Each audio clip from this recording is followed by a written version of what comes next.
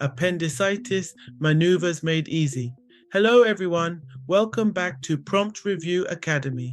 I'm Dr. Famous Favour, and today we're covering one of the highest yield gastrointestinal topics for the exams, appendicitis maneuvers. Many board questions won't simply ask, what is appendicitis? Instead, they'll describe a patient with right lower quadrant pain and ask you which physical examination maneuver would be positive. By the end of this lesson, you'll know exactly when to perform each maneuver, how to perform it, what a positive test looks like, and easy memory tricks to help you remember them forever. If you're preparing for boards, don't forget to subscribe, like, and share this video with your classmates. Let's get started. What is appendicitis?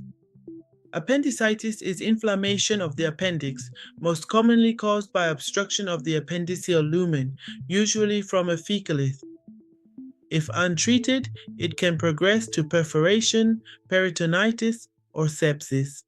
This is why appendicitis is considered one of the most common surgical emergencies. Classic presentation: a patient with appendicitis usually presents with periumbilical pain, pain that migrates to the right lower quadrant, RLQ, nausea, vomiting, fever, and loss of appetite. Board pearl: migrating pain from the umbilicus to the RLQ is one of the classic features of appendicitis. McBurney Point. McBurney Point is located 1/3 of the distance from the anterior superior iliac spine, ASIS, to the umbilicus on the right side. Positive finding: tenderness directly over McBurney Point. Why? The inflamed appendix lies beneath this area in many patients. Memory trick: McBurney equals most common point of pain. Rovsing Sign. Press deeply on the left lower quadrant. LLQ. Positive test: the patient experiences pain in the right lower quadrant, RLQ. Why? Pressure stretches the peritoneum and irritates the inflamed appendix. Memory trick: press left, pain right. Think, wrong side, right pain. Psoas Sign. This test evaluates irritation of the psoas muscle. Method 1. Ask the patient to raise the right leg against resistance. Method 2. With the patient lying on the left side, extend the patient's right hip. Positive test: pain in the right lower quadrant. Why? The inflamed appendix rubs against the psoas muscle. Memory trick: psoas equals push. P stands for push the leg. Obturator sign: flex the patient's right hip to 90 degrees, flex the knee to 90 degrees, and internally rotate the hip. Positive test: pain in the right lower quadrant. Why?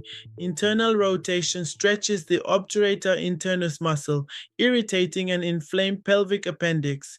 Memory trick: obturator equals rotate. Markle sign: heel jar test. Ask the patient to stand on their toes and suddenly drop onto their heels. Positive test: pain in the right lower quadrant. Why? The sudden impact jars the inflamed peritoneum. Memory trick: Markle wears high heels. Heel drop equals Markle sign. Blumberg sign: rebound tenderness. Press slowly into the abdomen and quickly release your hand. Positive test: pain occurs when the pressure is released, not when pressing. Why? This indicates peritoneal irritation. Memory trick: release equals rebound. Dunphy sign: ask the patient to cough. Positive test: pain in the right lower quadrant when coughing. Why? Coughing increases intra-abdominal pressure and irritates the inflamed peritoneum.